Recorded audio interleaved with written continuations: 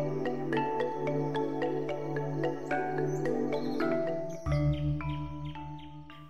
was born and raised in Arab descent community in Central Java, and I am the first Indonesian Muslim female stand-up comic. Please, it's not an achievement. I was not supposed to stand here. I was supposed to marry one of my distant cousins some 15 years ago. And now I'm 34, way past expiration date for men in my community. So I guess I'm stuck with continuing my education and having a career. But I'm not here today to discuss my dating challenges. We can talk about that after closing. I can give you my card, don't worry. I'm here today because of my work in stand-up comedy. The Daily Beast and Moral Courage Project called me young Muslim comic against fundamentalism. Thanks for calling me young, that helps. I wish they also added eligible and available. So we're in Ubud at this stunning 5 Elements. Looking at all these bamboos, I suddenly have this idea that Indonesian jihadists should really stop using guns. Well, because it's too American. and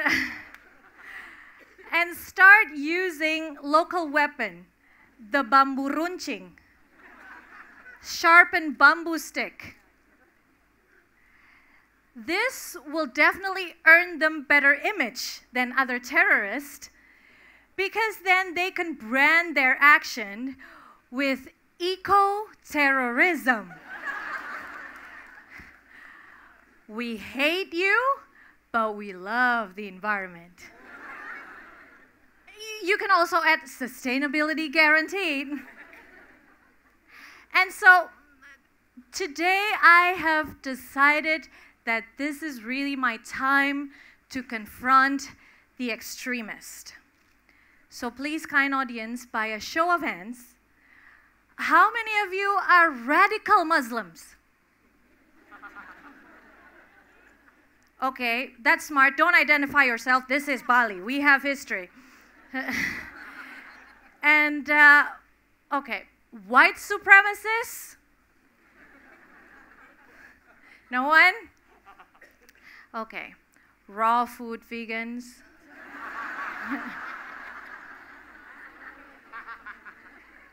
That last one was the scariest, right?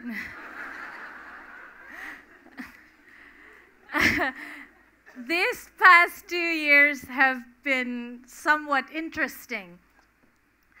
Through my work in stand-up comedy, I was selected as one of the face of moral courage. The following year, I received a prize for creative dissent.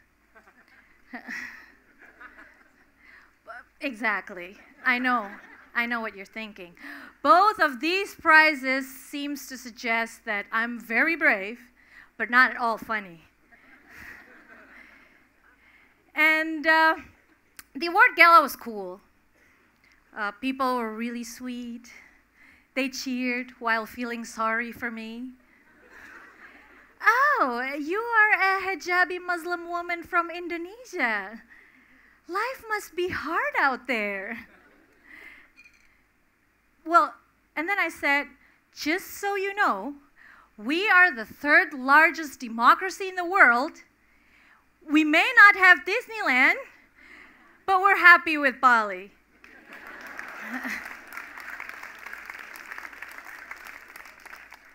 Oh, I didn't know that Bali is a country near Indonesia.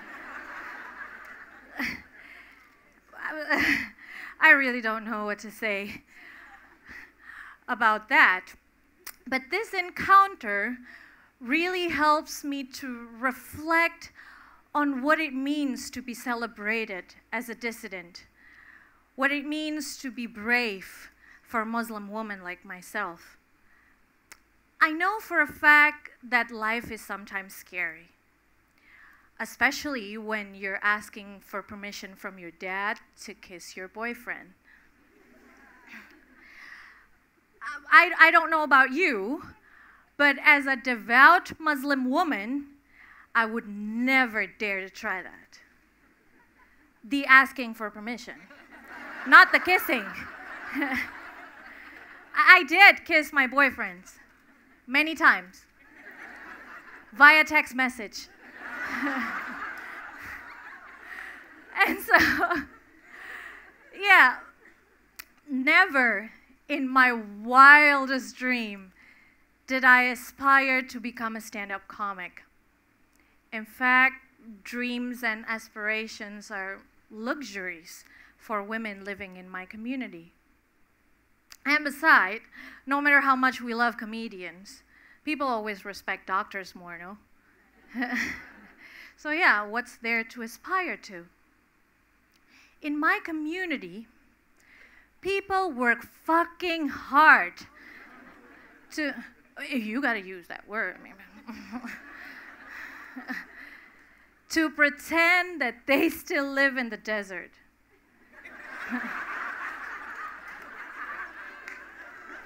Which includes yelling at their wife for sports, hitting them to relieve stress, nudging their young daughters to marry rich older neighbors.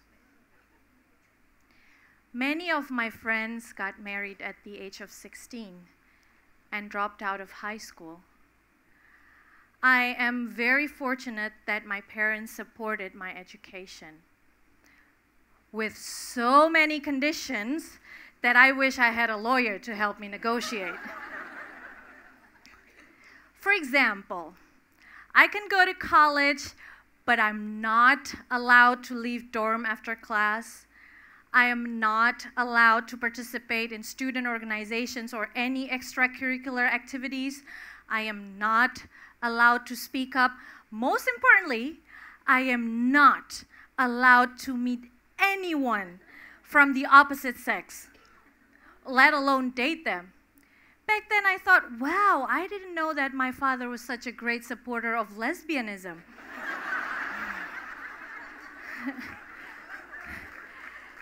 And yeah. Well, what do you have if you're not allowed to meet the opposite sex? So, ladies and gentlemen, you know what I did? I stood up and looked at my father in the eye and said, "Yes, Father, I will obey." And then, of course, continued doing what I'm doing behind his back. So, sorry to disappoint, but for those of you who are looking for inspirational, motivational speech by truly courageous Muslim women, you can check out Malala's talk. And I spent college years rallying with fellow students, dating, screaming at the top of my lungs the 90s anthem of modern Muslim women like myself. I'm a bitch, I'm a lover, I'm a child, I'm a mother, I'm a sinner, I'm a saint. I do not feel ashamed. Apparently, I'm not feeling ashamed of my voice as well. Singing is definitely not one of my strengths, but I did learn all the skills necessary to succeed. Strong discipline, very punctual, arrived at boarding home every night before dawn to receive phone call from my dad before going out again. Physical fitness, muscle flexibility, not as flexible as Lucia, of course, but enough to help me climb the gate because I violate curfew all the time. Most importantly, creative, analytical thinking to help me fashion stunning range of excuses to tell my dad, more sophisticated than any government or WikiLeaks in this world.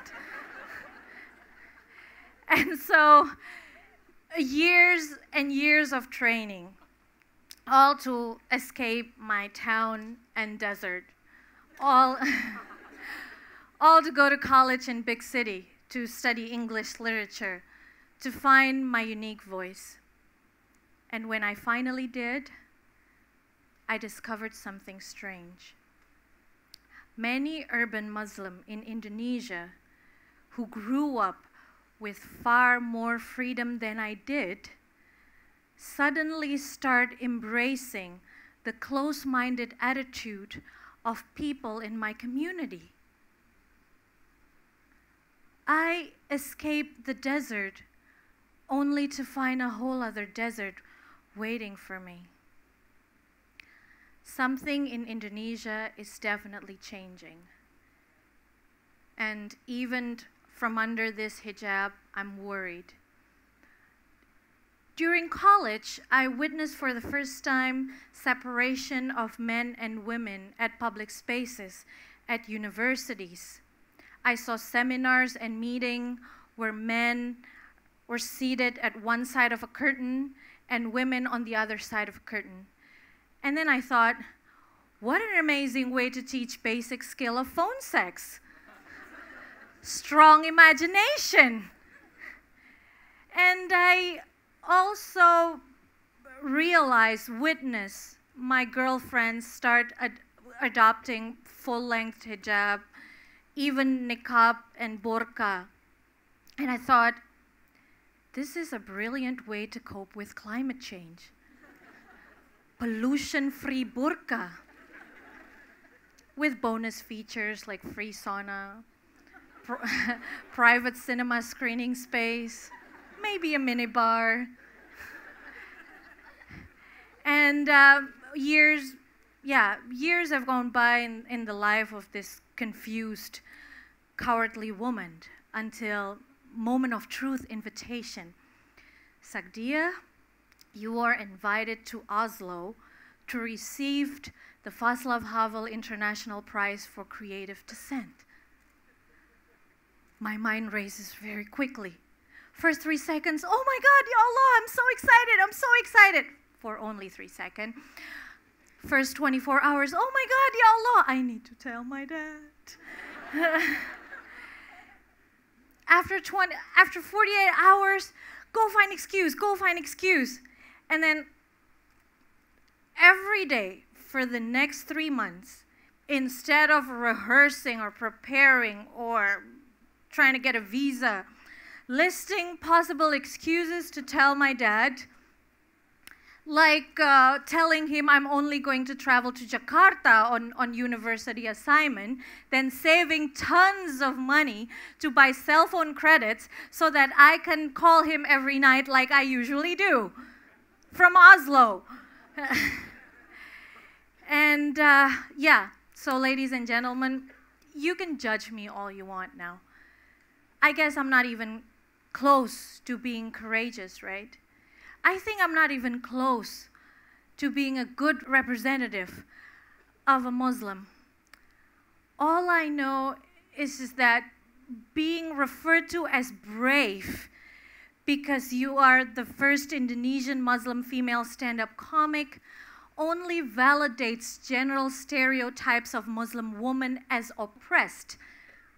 So oppressed that you have to send the ones who speak up to Oslo, Norway, to breathe the fresh air of human rights.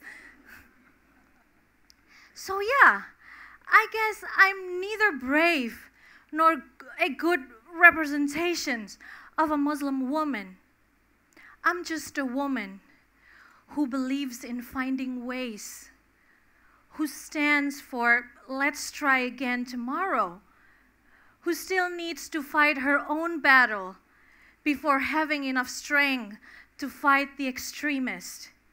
And ladies and gentlemen, if I have one final moment to validate my courage, I believe the moment is today.